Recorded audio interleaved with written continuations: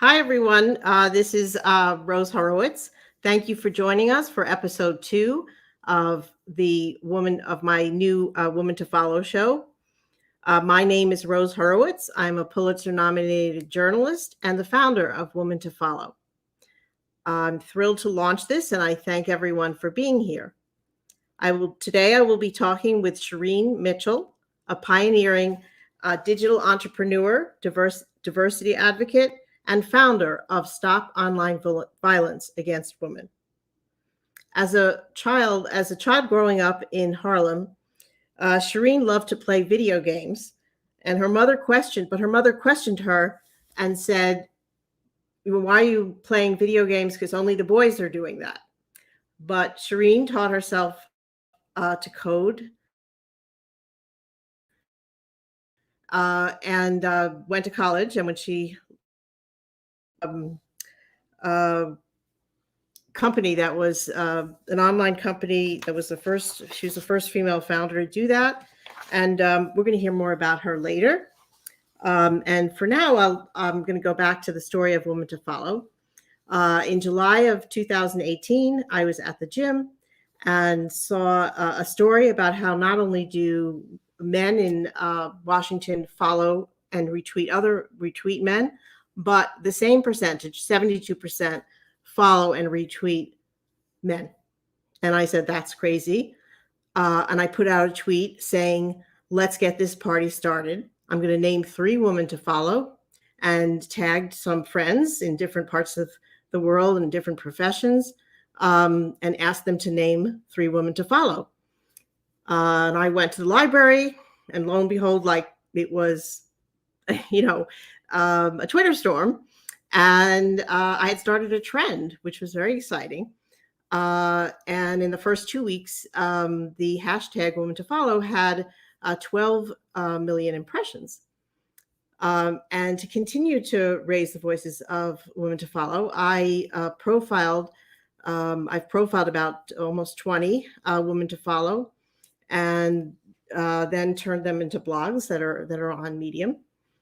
And when the pandemic hit, I started doing some live stream shows, producing live stream shows, one with Shireen Mitchell and another one with 2 female surgeons.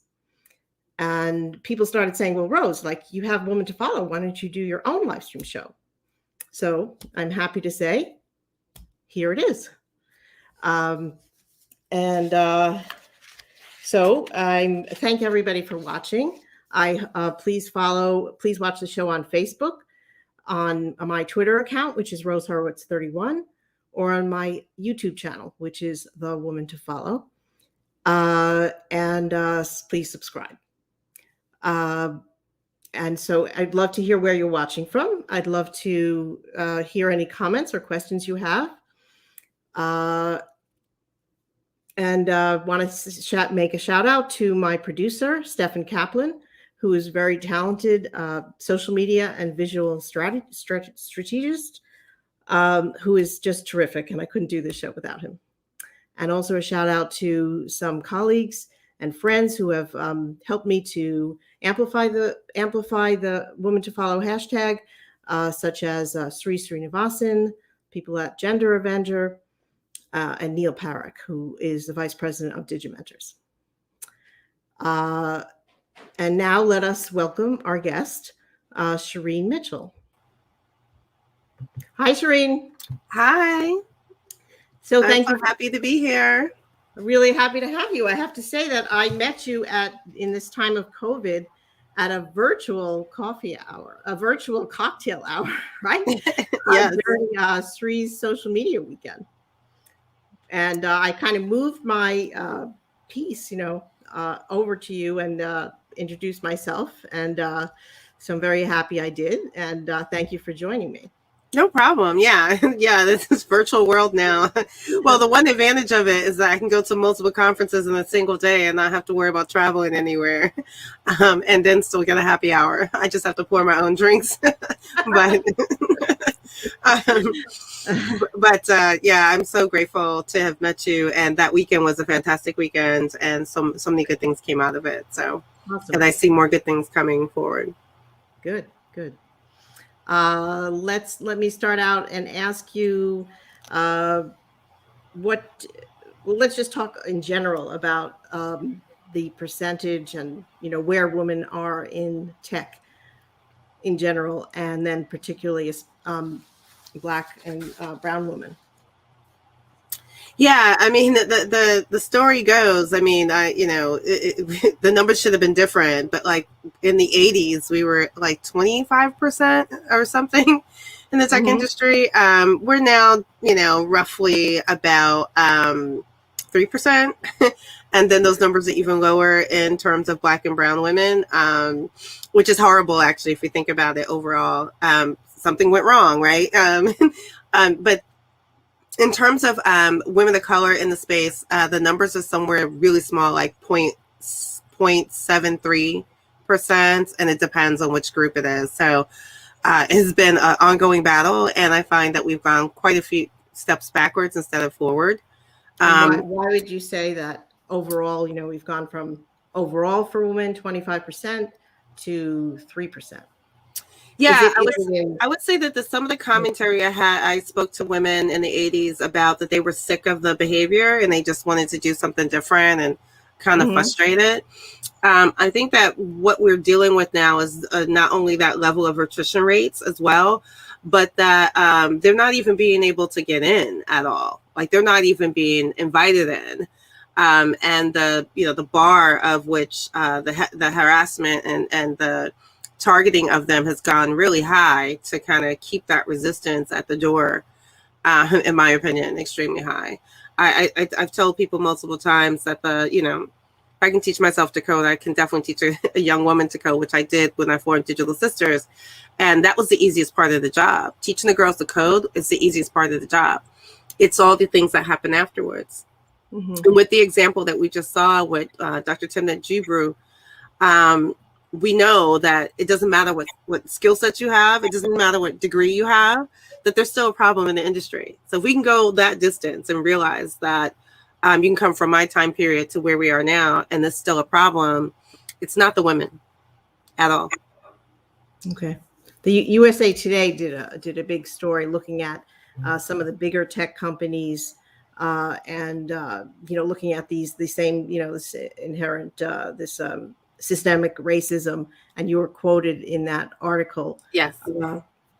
Tell us a little bit about that. Yeah, I mean, that article in particular is really important because it actually breaks down the data sets within the tech companies, the current tech companies at the moment. And in those companies, they're looking at not just the day-to-day individuals, but the top professionals. And basically, if you happen to be white, one of two, you'll probably be at the top tier in management or in some professional space. But if you happen to be Hispanic, you're one of 5. And if you happen to be Black, you're one of 9. So those are huge disparities. If you think about it, just, 50% in one category and like 1/5 in another. And so that article is important because people should probably read that. There were other articles. It's an 8 segment piece that sort of breaks down some of the challenges in the tech community in general. But my piece was very much the commentaries that I was able to give was just to basically say, I've been doing this a long time. And again, the problems we have not resolved these issues. Okay. And just be clear, as we talk about those categories that I'm talking about, they're talking about them in general. So if you break them down by gender, those numbers are less. Okay. So so that 5% and that 9%. No, that 1 of 5 it's smaller for if you happen to be a Latina woman or Hispanic woman. The 1 of 9 happens to gets to be a bigger divide if you happen to be a Black woman. Are we talking like half of those? The 5? No, much less. No, the men still will outpace. I would say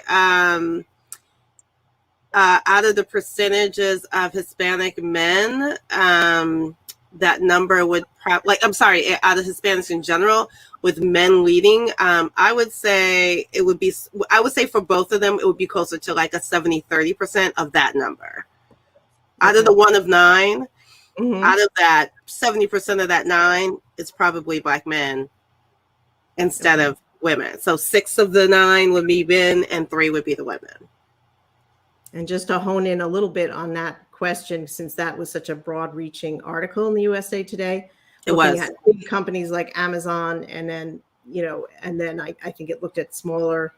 There were smaller companies, but is it Yeah. worse with Amazon and the biggest companies, and is it a little better with smaller high tech? Yeah, that's a good question. I'm not sure that the distance between small and large matters, because I've seen small companies, because they're smaller, be probably a little bit more homogeneous, period. When startups start, they usually are, that's how these big companies become big. They start up with their own friends. Zuckerberg started with his college, roommates. That company started as mostly a white company. So I would say smaller the worse, I guess.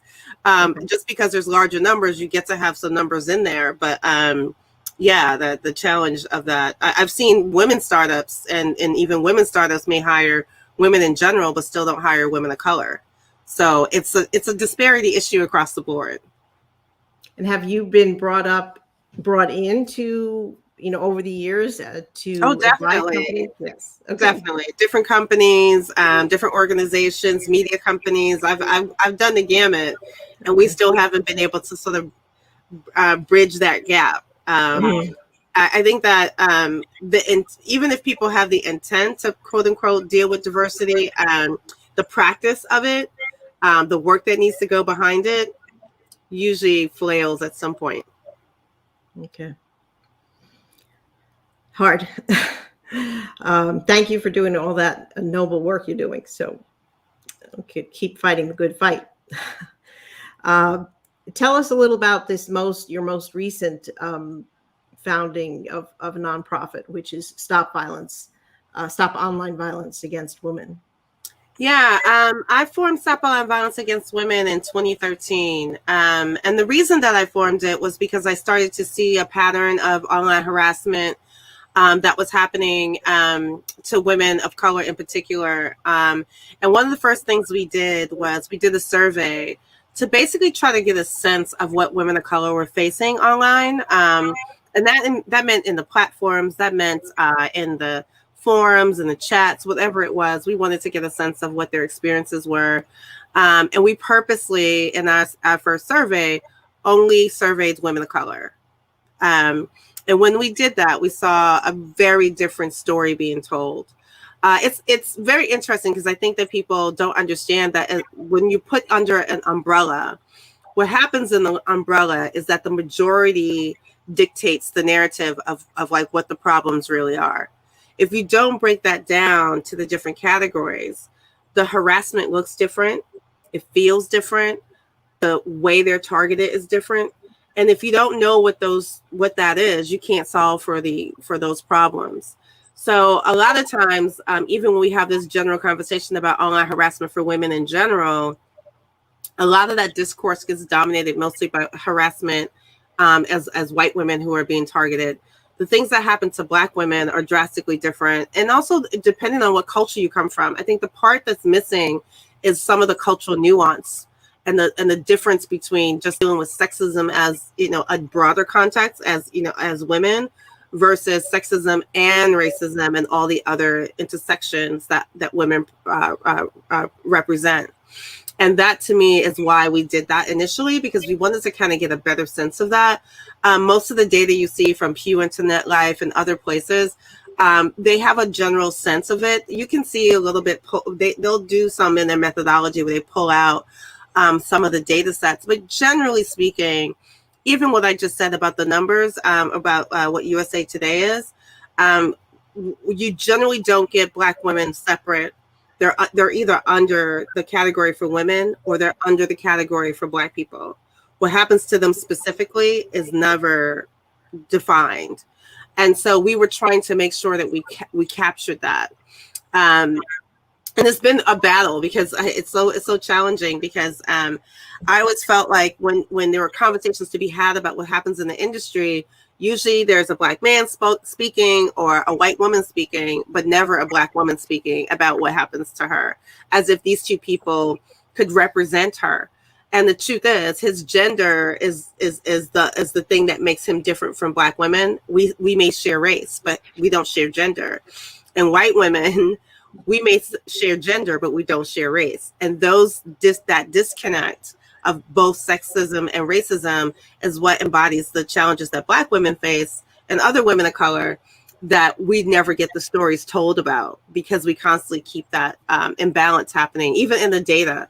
So we were purposely trying to focus on the data in a way that could give that story and hold on to that in a different way. And in doing so, we were able to see not only how they were being targeted, but also how the tech companies responded to them being targeted. We saw different ways in which accounts, which we now know, fake accounts, bot accounts, were pretending to be Black women to sow discord, to basically try to discredit Black women in different spaces. Because if it seems like it's another Black woman saying it, even if it's a fake account, it allows some level of discredit, a discrediting or. Can you give us some examples of the names of these accounts, or? I can't remember all the names, but like a couple just came out in like literally August. There's a disinformation campaign right now going on that's around the COVID vaccine. And there were several accounts that were just recently created in August. Literally, like we're only 10 days into August. Mm-hmm. Literally created in August with Black women faces.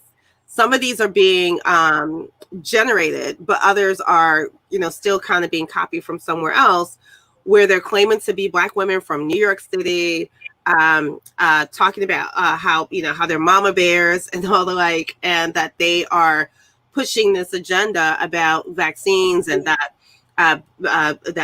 we should not get it because it's a white vaccine. I won't even go into all the details of it, but it looks like it's a Black woman saying, hey, I disagree with the vaccine, and here's my take on that, when actually it's been a disinformation campaign that came from, we've tracked where some of it's come from, but we still need to do a little bit more research because, again, it's new, where they're trying to tell a narrative about the Black community coming from a Black woman's perspective. So that would be that narrative gets told in some of the mainstream media or the right media that this is, we're offering this vaccine and they don't want it. Right. So that's just one example that just happened today. Yeah. The names are different. Sometimes the names may vary. They may look like Black names. One of them was like self-determined. They look like empowerment names. Like the names may vary, but we've been monitoring these since 2013. So they come and go in different ways. But they're always, at some point you start to realize that they're fake accounts. If the companies can catch them fast enough, and I'll give some credit for Twitter this time around, because normally when accounts who are pretending to be Black people get reported, they generally don't suspend the accounts right away. It seems to me they've learned a little bit since 2013. So some of these accounts are already suspended, the ones I'm mentioning. But still, I mean, it's your job to, are you actively reporting as soon as you see them? It takes a collective to see them and then report it to them so that they would take them down. So once there's an awareness of it, that is actually a campaign. They are better about taking it down. There was like a campaign and a couple of women that were being doxxed and their private information was on Twitter, and for years I went back to go back and look at it. That like it was an account that had only 2 tweets, and for years those 2 tweets stayed up with this woman's information on it, years, because it happened to be a Black woman. She was a journalist actually, and writing different things around Black women's perspective or women of color's perspective, and her information stayed online for years. And those are the kinds of things we deal with on a regular basis. And so what happened from there is that because we were doing that more often and we discovered those fake accounts, leading up to what eventually becomes 2016, we started to see not only those accounts pretending, and there was, I'm sorry, let me make sure I I couched this with Your Slip is Showing, which was a campaign by Black women who were identifying during 2014 the accounts that were pretending to be Black women. That campaign would identify the fake accounts, would try our best, to make sure people knew that they were fake and they weren't real people. The leaders of that was Shafika Hudson and Anissa Crockett, who there are stories about them that we should definitely share at some point where they tell their story. Actually, I think one of them is in Slate. I forget the name of it, but I'll try to look that up while we're talking. But they were able to do that for the Your Slip is Showing. I was also tracking, and I say this all the time, people always talk about Gamergate, which is challenging to me because the target of Gamergate happened to be a white woman. Donglegate was before that, and it happened to be a Black woman, actually a Black Jewish woman. And that organized campaign was not seen in the same way that Gamergate was, while the tactics were exactly the same. But what she was doing and what happened to her was that she had been at a tech conference. This is a perfect example. She had been at a tech conference, and there were sexual innuendos being said behind her. She talked about it. She took a picture. She talked about it. She put it on her blog, and she ended up being targeted. The gentleman, I believe, went on Reddit discussing what happened to him. He lost his job. He was never identified. And there was a constant campaign to go after her. They went after her job. They went after everything. They went after her livelihood. They went after her. They threatened her life. They found out where she lived. They sent, death threat. I mean, I can't even begin to tell you how horrific that experience was. And I was one of the ones that was trying to help her through it. And it was very tough to even watch it happen. But that story is very rarely told. And that was before Gamergate. And I say all the time, if you see what happens to Black women or women of color, that's a pattern for what will happen to other people. But generally, we land where it starts for media attention, where other people are more people are more concerned about other individuals. So we don't know where it starts, which means we don't know how to fix it. Okay. So it's a tough problem to publicize. Yes. In multiple ways, it's also a tough problem for people to understand enough to do something about, right? So that's kind of why we exist. And of course, leading up to 2016, when we saw, state-sanctioned accounts pretending to be Black people, I felt like this was a dry run for the stuff that we had saw earlier. Mm-hmm. So it was used then and then used for a more bigger, effective campaign that affected. And now you're seeing it. America's democracy, like much bigger.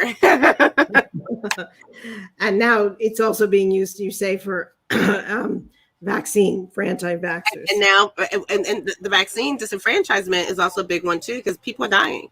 Like, it's not even just about the democracy part, which we can battle politically over, but people are dying over a virus, and the disinformation that's targeting my community is epic. Yeah. Let's take another step. Let's just take a step back and talk about how you learned to code and how you did it at 10. So tell us a little about your background. Yeah. So people have a hard time with my story. I find it fascinating. I always find, and let me tell you why I also find it fascinating. If I told you today a young kid was coding and they were building stuff, you'd be fine with it. The fact that I say it about when I was a kid, it somehow is unbelievable. I don't think it's totally unbelievable because of the time period. I think it's unbelievable because of what I look like, to be honest. But the truth is, and where I came from. I grew up in the projects in Harlem and the Bronx, and where I learned to code was Harlem. And I was one of those kids that, I could keep to myself, but I was very outgoing. I had an outgoing personality. I had challenges with school, and I'll explain that in a minute. But one of the things I used to do every day after school was I used to go down the street, a block away, not too far away from where my house was, and go to the arcade room. And the arcade room is the big machines, right? It's a very different frame in terms of what I think people see now. Some people still go to the arcade rooms, but yeah. And this is this is where the age comes in, but it's the Pac-Mans, it's the Froggers, it's the Space Invaders, it's the Centipede, I can go through the list of those things. But what was interesting at that time, which I hadn't noticed, was that I was the only girl, and so my curfew was till it got dark, so I would play until it got dark and then go home. The challenges I had was that the boys didn't like being beat by a girl, typical. The store owner couldn't make a lot of money because if you can play on that one quarter and beat the other guys, he's not making a lot of money and nobody's coming to spend their quarter. So that was one of the interesting parts about that. Now at home, my mother was just concerned about me being out, how long I was out, who I was out with, which is, you have to understand this is pre-phones, this is a very different time period. So, but even, I'll say just, passing, I mean, in the neighborhood where I grew up, it was boys who were playing those games mostly. So, anyway, that's my memory of it. Mostly boys playing Pac-Man much more than girls. Really? I find that fascinating because Pac-Man was designed for girls. I always find that fascinating. The original designer was thinking about girls and desserts and them eating as an entry point for how we got Pac-Man. Okay. I have it on my Vimeo account. Well, I'll share the links when you push that out so people can see. But yeah, it's such a fascinating story. The worldwide conversation around Pac-Man is actually based on focusing on girls instead of boys. That's just another tale, to be told about. There are ways to do this technology and focus on girls and still have a success. So yeah, Pac-Man was definitely the number one fave, of course. And so my mom, who just desperately wanted me to come home, decided, she told me later, she didn't tell me then, but we definitely got into fights, basically arguments over where I was and was I really there for the games and that. So she, decided, and remind her that we're poor, to get me the first home game, which is the Atari. And her belief system was, if it's true, right? If I really just love the video games, I'll come home. And I did. Fast forward now, looking back at that, there's a little bit of a problem with that, right? The first part of the problem is now the boys get to have the space dominated with no girls around, right? So now they believe that they're the ownership of the video game space. I'm playing my video games at home and they don't know. I'm whipping it up, but they don't know they're not there, right? So there's an assumption that it's now their space and that I didn't have anything to do with it or any parts of it. The benefit for my mother was that she got her baby home safe after school every day, right? So there's that, right? So can I argue with her about that? No, but it does have a commentary about what safety is like and and how that looks for women and girls. So after she realized I was sincere, at that point, I got the computer I got at home, which is the Commodore 64. And once I figured it out, I started building databases and other things with it. Because the challenge with me was that if I can sit down long enough to figure something out, I was going to do it. And that's just what I did. And I also had a challenge at school, which is where probably some of this came from. By the time I was in the 5th grade, I was testing above the math and reading levels. The score on my tests were above high school. They didn't even have a score. There were no numbers. So when I was in school every day, I was a little bit advanced in the space that I was in. And And that caused me challenges in school. So one example is a teacher would give an assignment, let's say pages 13 to 16 in a workbook. I would come back to school with the whole workbook done. So teachers didn't know what to do with me. There was problems with that, me being bored. And so if I could go code, that solved the problem for me, right? Because the teachers would call on me anymore. And the drama of what that entailed all the way up to sixth grade. I had a principal that was so frustrated with me because he was like, it's her attitude. And my mom said to me, she was like, you were smart. You knew you were smart, and you didn't let anyone else tell you wasn't smart. And so that attitude of confidence was a problem. And it will forever be a problem. It's not changed. Not with your mom, but at school. Well, mostly at school, but when she was trying to move me, what she did was she took my scores down to the superintendent, and they had decided that first the superintendent was shocked to even have children there with a level of scoring that I had, like in the projects. There's children like that. They had decided that the way in which they would help me with my scoring and put me in a better place was to put me in the white district. And this is where my confidence comes from. Against my mom, I told her I wasn't going. So I knew that I wasn't the only brown child who was as smart as I was, and that she could find a place where there were other smart children like me who looked like me. So she kept me at the school for 3 weeks to search for the school, and she found it. And so I was able to be in a program in the same building as other children, the children who were not in the same program as me. We were in the same building. We were in an accelerated program. We stayed on one side of the building. We hung out with the other kids during, gym and lunch. But we were not given regular courses. So we took law, we took accelerated math courses. By the time I left my junior high school, I was already taking AP courses and like advanced level math. Everything was accelerated for us. So by the time I had to go to another school, I had to go to an accelerated school who would at least keep up with what we were taught. So she found it, and I was able to successfully be around other Black and brown people who were just as smart as I was. I still coded. I mostly kept that to myself. It was not something I broadcasted to other people. And then I went to a math and science high school. And at that point, I still had counselors telling me that wanting to be a computer programmer was not realistic as a Black girl from the projects, and that I needed to be realistic about what I could get a career as. So I went off to college, but I didn't go into computer science. I went to be a doctor. And I just kept the coding on the side when I went off to college. But that leads me to a tech clique at school. And the next domino effect is I start a web firm, the first woman of color web firm. Then I start Digital Sisters 2 years later. And then I start Stop Online Violence Against Women in 2013. Okay.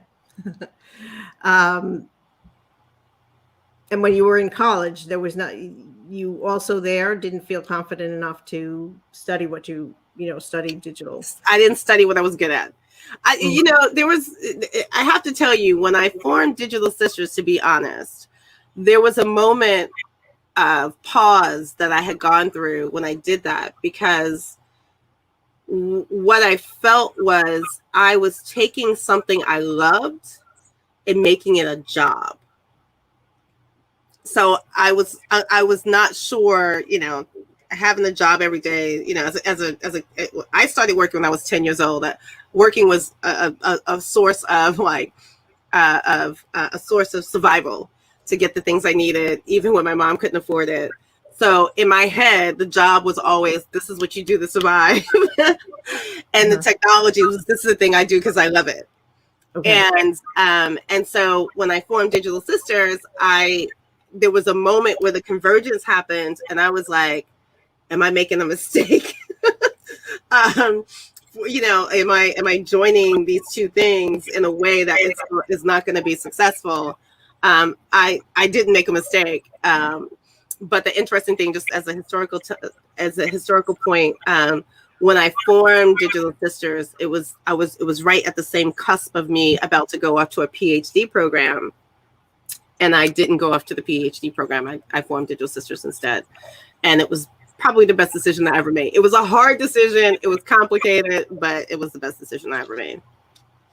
And for what was the mission of Digital Sisters? Oh, the focus of Digital Sisters was to get women and girls on online and into tech.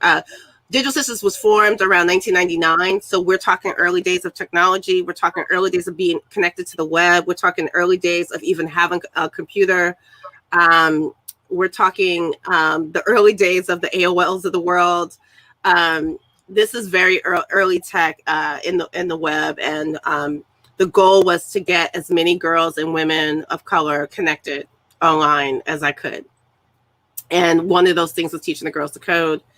Which was a challenge because the moms, the same way my mom did with me, even if there was a computer in the household, the moms would disconnect the internet from the computer for the daughters. The boys could have access, the girls couldn't. And that became how many girls in the course of Digital Sisters would you say you trained? Oh. Couple of thousand over the years. Mm-hmm. Yeah, we did partnerships. Before we started doing virtual, what we used to do in partnership with a couple of community organizations, we would go to existing community labs and teach the girls in those community labs. That was the way we first started off. We had sent out a survey. Let me tell that story. Survey. That's how the organization started. Both organizations started because of a survey. We sent out a survey throughout the DC area to find out what kind of programs were happening in the schools themselves and after school programs, what the computer programs were, how the kids got access. How many teachers there were, what the genders of the teachers there were, what was the ratio of the students who were coming to the programs, was it voluntary, was it mandatory? We asked a whole bunch of different questions to understand what was going on. And I have to tell you, I got a lot of pushback about that. There were a couple of people screaming at me on the phone. And the reason was because if you looked at the questions I was asking, there was a clear disparity, right? There was mostly male teachers teaching the computer classes. There's the dominance of boys in the classes with 80 to 90%. They couldn't keep the girls in the room. The first program we started to work with was a program that had 70% girls. When that computer program teacher saw my survey, he says, this was perfect because it's the first time I saw something, because I am struggling with how to get the girls engaged. So we started with that program, and then we went across the city. We actually took mobile labs to different locations where there weren't computers.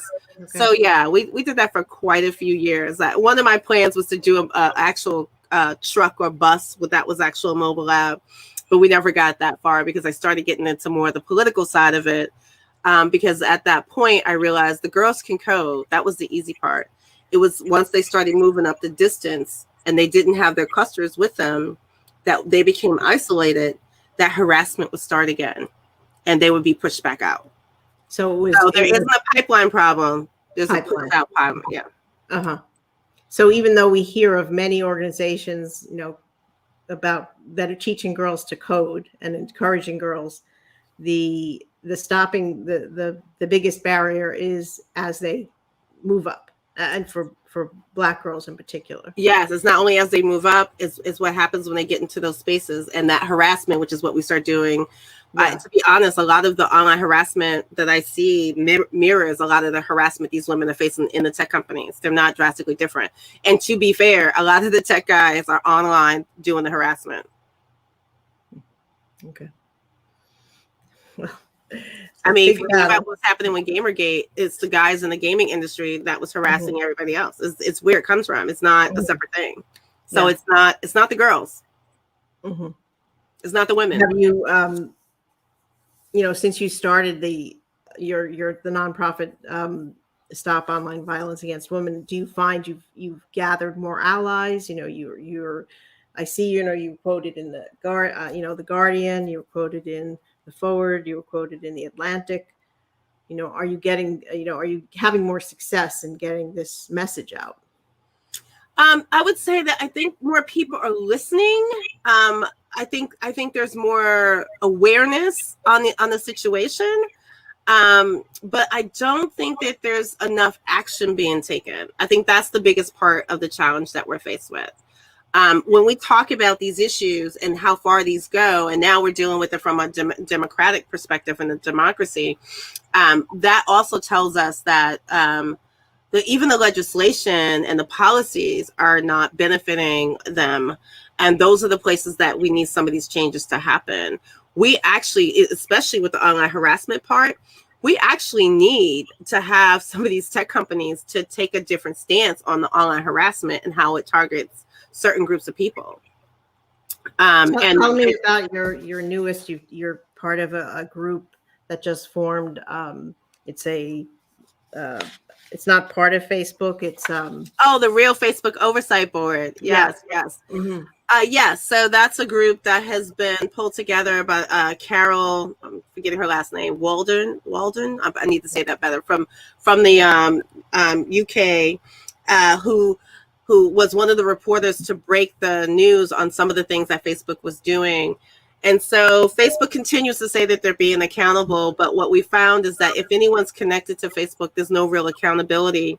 And so what we do as a Real Facebook Oversight Board is independently, not connected to Facebook, being able to be critical of the decisions that they make. And that's, to me, has been one of the biggest challenges with both these, with all the tech companies, but especially the big ones, is that when they ask people to come help them look at things, they make people sign NDAs, and then you can't speak about the things that they're still not doing, even if they take your words and don't do anything with it. That's the challenge with this. There's a cycle there. They'll give money and do PR stunts and say diversity is important. They'll listen. They'll have people come in and listen, but they're not actually changing any of their internal systems. Okay. And so even Facebook has their oversight board, and the oversight board will tell you they have conversations about the content moderations, but they have no final say in any decisions that get made, even when they give commentary about what they think that Facebook should do. And we've made the same recommendations in some ways, and we've made more extensive recommendations. But we are definitely pushing the needle a little bit more. There was a campaign a couple of weeks ago, called Disinfo Kills, which again goes back to the anti-vaccine pieces here. Allowing the level of anti-vaccine spread and disinformation spread on their platforms has made it very challenging to solve these problems. Has made it very challenging, and people have died. And so we're again, it's not just the disinformation, it's the harassment. And those are the kinds of things that people who are trying to stop the disinformation, people who are trying to stop the sexism and racism, those are the people who are targeted the most. And those are the people who I find are suspended and removed the most. They have, recently started targeting the other groups who are causing the harms. They've defended it with the cases of free speech. And, I've battled this conversation with them over and over again about free speech being more important than safety. And that's a big problem right now.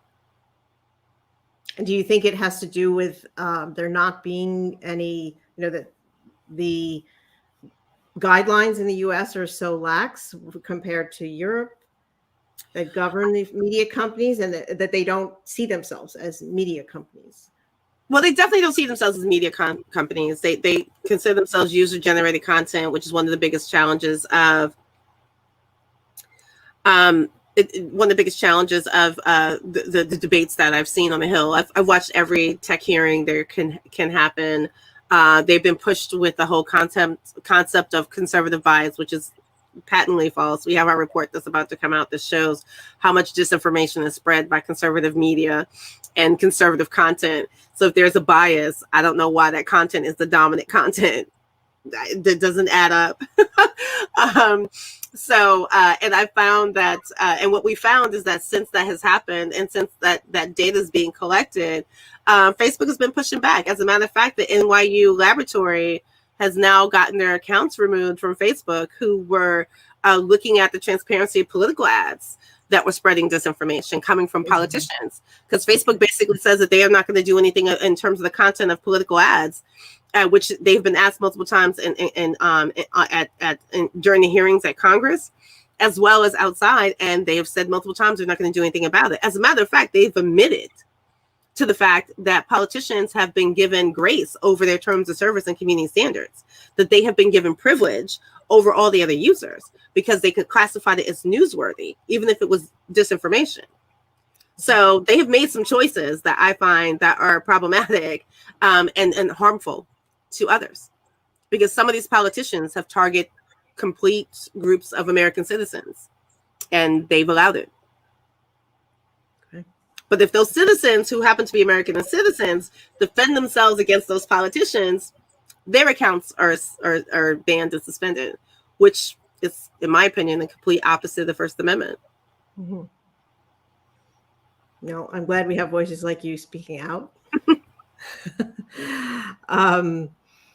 Let me ask you, what do you think a movement, that I've tried to build to amplify women to follow, the hashtag women to follow? How is that important? No, I think that's a part of the thing is that we need to deal with more is we need more amplification of the good side of the web. And right now I feel like we're in the dystopic side of it and way more harmful things happening. At this moment, disinformation spreads 6 times more than facts. The people who are spreading that are people who are generally not in the hues of us or women. And we do need to figure out how to amplify others. And I think Women to Follow is just one example of trying to amplify people who are doing amazing things, who are a part of this same ecosystem, and get to elevate them in different ways. I think that's a perfect example. I think unless we elevate other people's voices, most people won't even hear in the noise of this ecosystem that we're currently in. Because the other noises drown them out. It's drowning them out. It is. Yeah. Okay. And in many ways, falsely drowning them out. False amplification, fake accounts. I mean, it's definitely drowning them out. Mm-hmm. I will ask you, like I ask every guest, who are your 3 women to follow? They can be, childhood figures. They could be mentors. They could be contemporaries. Yeah, definitely. I have key women. Like, this is also hard because you made me try to pick 3. It can be more than 3. It can be more than 3. Okay. No limit. No limit.